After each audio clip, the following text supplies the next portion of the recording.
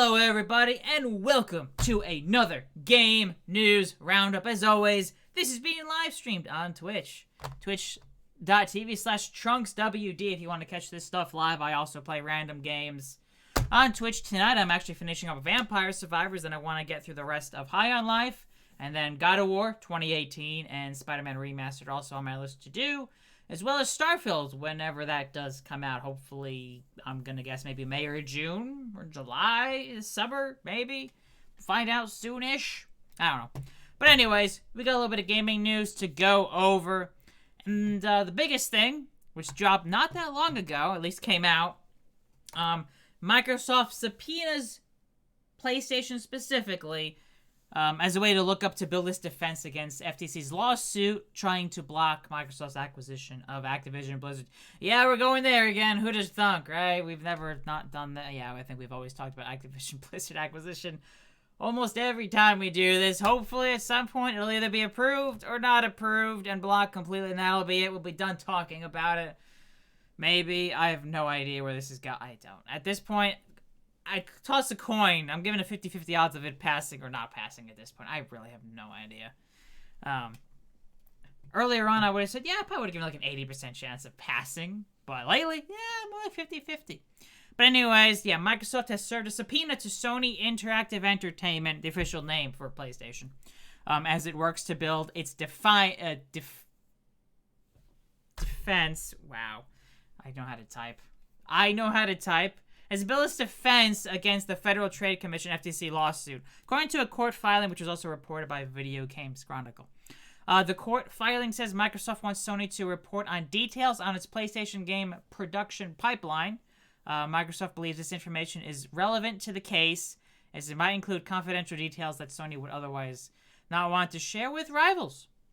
Negotiations between PlayStation and Microsoft as to the scope of PlayStation's production and the discovery schedule are ongoing, reads the filing. And Sony has until January 27th, the end of this week, to try to limit, stop, or respond to the subpoena.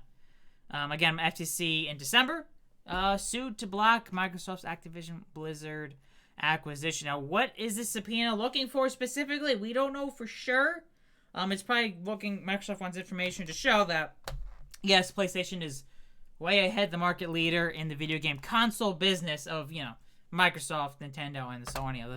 The big three, I guess, is my guess is what they want, as well as the full lineup of games in development. Which, does that mean, hey, we'll get games announced that are, 4, 5, 6 years away from release? Probably, I would assume probably not. A lot of times when reports do get released from this stuff, you see a lot of stuff that's just redacted. It's like, that information would be amazing to have, but nope. So we'll see what this ends up in. This it's not a big surprise, and as you all know, PlayStation has been the big one against this deal. Unsurprisingly, they've been the ones most against this deal.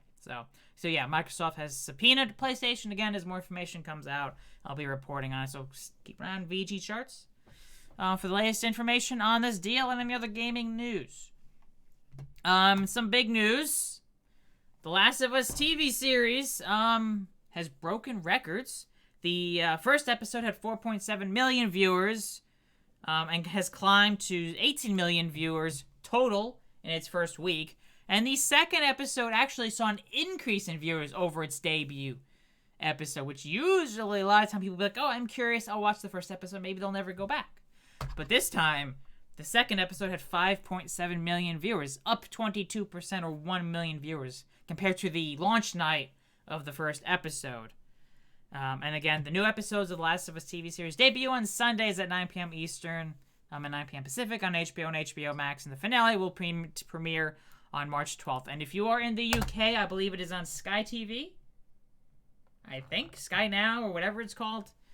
I believe. And for those that don't know, The Last of Us TV series follows the first Last of Us game.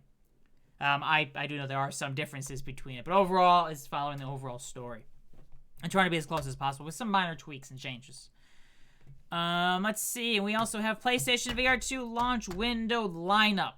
Games that are coming out at launch through the end of March. Again, PlayStation VR 2 launches on February 22nd for $550 for the base bundle, and I think it's $600 for another bundle that includes Horizon Call of the Mountain. So yeah, for $550, you get the headset, controllers, and stereo headphones. And, well, it's a bit of a lineup after the fall. Altair Breaker, Before Your Eyes, Cities VR, Creed, Rise to Glory, Dark Pictures Switchback, Gran Turismo 7, which obviously doesn't require VR, but if you have it, you want to get PSVR 2, there will be a free update to the PS5 version of GT7. And of course, Horizon Call of the Mountain, Job Simulator, Jurassic World Aftermath, No Man's Sky, Resident Evil Village, again, a free update to the PS5 version of Resident Evil Village, Star Wars, Tales from the Galaxy's Edge, Tetris Effect, but yeah, and then quick image here of all the different games that come out in the launch window. So at launch day or by the end of March. So within the first month and a week or so. These are games that will be available on PlayStation VR 2, obviously with more coming in the future. And Nintendo, this is a report from Bloomberg. Nintendo is reportedly planning to increase the Nintendo Switch production. The Switch, which this March 3rd will be turning 6 years old. Because it came out on March 3rd, 2017, and now we're now in January 2023. So, yeah. You normally don't see this. And now, this is a report specifically. Now, does this mean it's going to happen? No. It might happen, it might not. But, according to the report, actually, first things first, Nintendo in November in 2022, when they announced their last earnings report for their quarter ending September 2022, lowered its forecast for the Switch for the full fiscal year ending March 31st, 2023, from 21 million Switches shipped down to 19 million Switches shipped. That's 2 million less. It's, what is that, 20% or just under 20% of a decrease? And now this report says, with continued strong consumer demand and shortages being less of an issue, it has encouraged Nintendo to increase production for its next fiscal year, which starts on April 1st, 2023. Now, say they have 19 million in the current fiscal year, which ends March 31st, 2023. What does more mean? 20 million? 21 million? 22 million? We don't know. I guess we'll maybe find out when Nintendo releases its earnings report for the quarter ending December 31st, 2023. February 7th, I think, is the date. February 7th or the 8th. Somewhere around there. Also, the Switch has sold over 120 million units worldwide, according to our latest VGChartz estimates.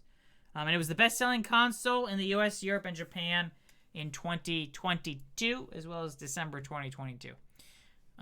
Google Stadia. Stadia? I think it's Stadia. It's it. It's over. Goodbye, Stadia. It is officially shut down as of January 18th. They shut down as cloud service gaming at midnight Pacific time.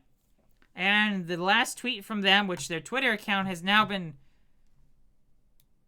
basically shut down. Shut down is pretty much it. To our players and partners, our team and community of fans, thank you for everything, reads a tweet from the official Google Stadia Twitter account. And that is it.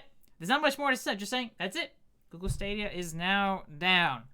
So when it comes to streaming services, where you got Xbox Game Pass with its Xbox Cloud Gaming Service, Amazon Luna, as well as the NVIDIA GeForce Now, I think is what it's called. There might be others, but those are the three ones I can think of right off the top of my head. Oh, and PlayStation also has their own streaming services through PlayStation Plus. One of the more expensive tiers, I think, includes it. Marvel's Spider-Man 2. The voice actor for Peter Parker, in a new interview, teased about the upcoming game. That is massive and astonishing. I still got a little bit to do, said the voice actor. It's a massive game, so I'm still doing a little bit of work. I know they are confident about their release date, and Insomniac has always been good about that. Obviously, I can't really talk about the game much, but I would tell you that it's astonishing. I'm so excited for you to play it. They know they've got big shoes to fill from the last two games, and they've done it. I just can't wait for people to play it. And the game does come out for PlayStation 5 in fall 2023. It is coming fall. Marvel's Spider-Man 2. A couple more things. Again, last week, Microsoft laid off 10,000 employees, and Phil Spencer, Microsoft Gaming CEO, sent an email to Xbox employees, which was acquired by Kotaku. So we'll just read what he says specifically first. This has been a difficult week across Microsoft and here inside our teams. This was sent last week. Now that many of the one-to-one and team conversations have happened, I want to take a moment to reiterate the message that you heard from your leaders. This is a challenging moment in our business, and this week's actions were painful choices. The gaming leadership team had to make decisions that we felt set us up for the long-term success of our products and business, but the individual results of those decisions are real. I know that hurts. Thank you for supporting our colleagues as they process these changes. Probably referring to the people who have been laid off, who I know a lot of other video game studios have been reaching out to the people laid off, saying, hey, if you need a job, we are hiring, feel free to apply, and whatnot. But yeah, over the coming weeks, we will have many opportunities to connect and answer your questions, including the monthly gaming update next week for teams who attend that meeting. I guess that would be sometime this week, and I am in close contact with teams at ZeniMax to provide support. The GLT and I are committed to being as transparent as we can. Moving forward with ambiguity is challenging, but I am confident that together we will get through this difficult moment in time. Xbox has a long history of success thanks to the work you do in service of players, creators, and each other. Your work is so deeply appreciated and valued in these times of change and is integral to our business momentum. I am confident in our future. I'm proud to be part of this team, but also conscious that this is a challenging time. I want to thank you for everything you do here. So yeah, Microsoft laid off 10,000 employees, including many at the studios under Xbox. With 343 Industries, from what we've seen, by far they hit the hardest. With it looks like over 60 people were laid off who worked on the Halo Infinite campaign. So yeah, I think Bethesda was also hit slightly. A couple people laid off at the Coalition Gears of War developer, and some other studios had a few other layoffs.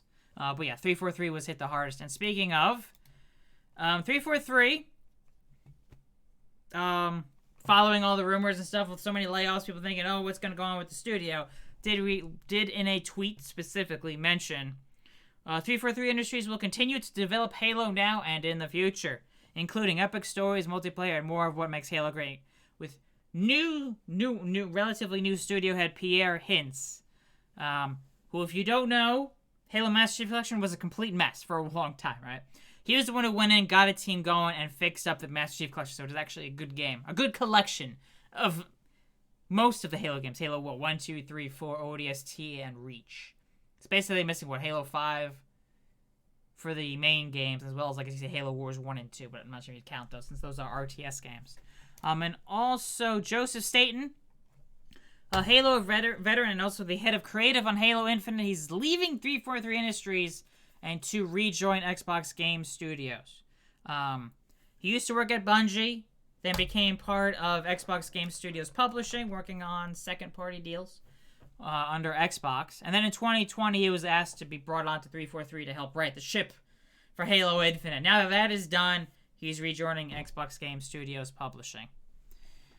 Yeah, I think that's going to be about it for the Game News Roundup. As always, if you enjoy this, hit the like button.